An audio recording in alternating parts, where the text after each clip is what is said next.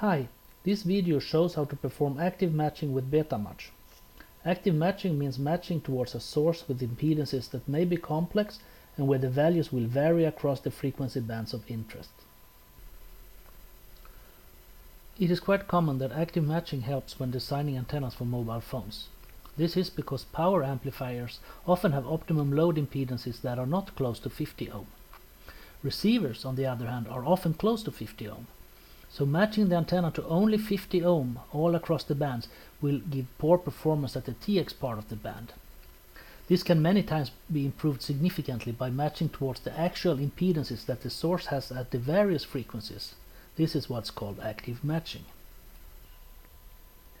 In this example we will use the default antenna called dual band. If it's not already loaded, you can load the data from the help menu, load demo data, dual band, and click OK. We will change the electrical delay to 50 picoseconds. And the components we will use are the Murata inductors and capacitors, size 0402. We will set the frequency bands to triple band EU, which is 900, 1800 and 900 MHz bands. Now we will optimize this antenna with the normal source impedance of 50 ohm. So we'll start a 4-component optimization. The optimization is now finished. As you can see, the best 4-component network actually turned out to be a T network with only 3 components. We store these results into memory 1. The result looks good, and if we look at the accepted power, we can see that we have 78% or more at the low bands and 70% or more at the upper bands. But assume now that we use this matching network and we do active measurements on our phone. Then we find that TRP at the 900 band was at least 2 dB lower than we expected. We then did a push-pull measurement of the power amplifier, and we found that the optimum load impedance at the transmit part of the 900 band is not 50 ohm, but rather 20 minus 20 J ohm. Let us enter this new load impedance and see what accepted power we can expect.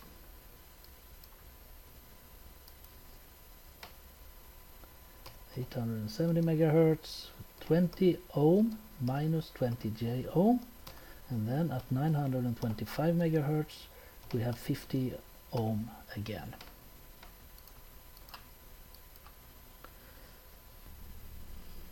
We can compare these results with the previous result from 50 ohm, and we can see that we have dropped from 78% to 42% at 880 MHz, which is a drop of more than 2.5 dB. It is quite clear that our design that worked well with 50 ohm is not going to work well at all with this PA that has an impedance that is that far away from 50 ohm.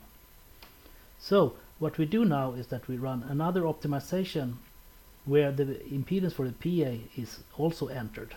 So I will start another 4-component optimization now.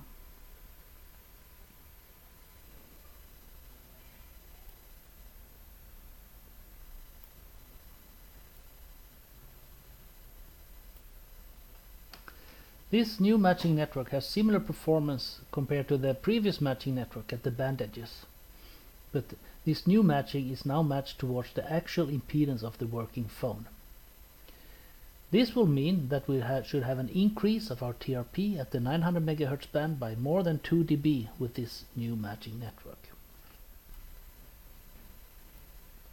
We can also see in the Smith chart that the low band that used to be here with the 50 ohm match now has been shifted and is located here in between 20 minus 20 J ohm and the 50 ohm in order to obtain a good match at the low band for both these impedances.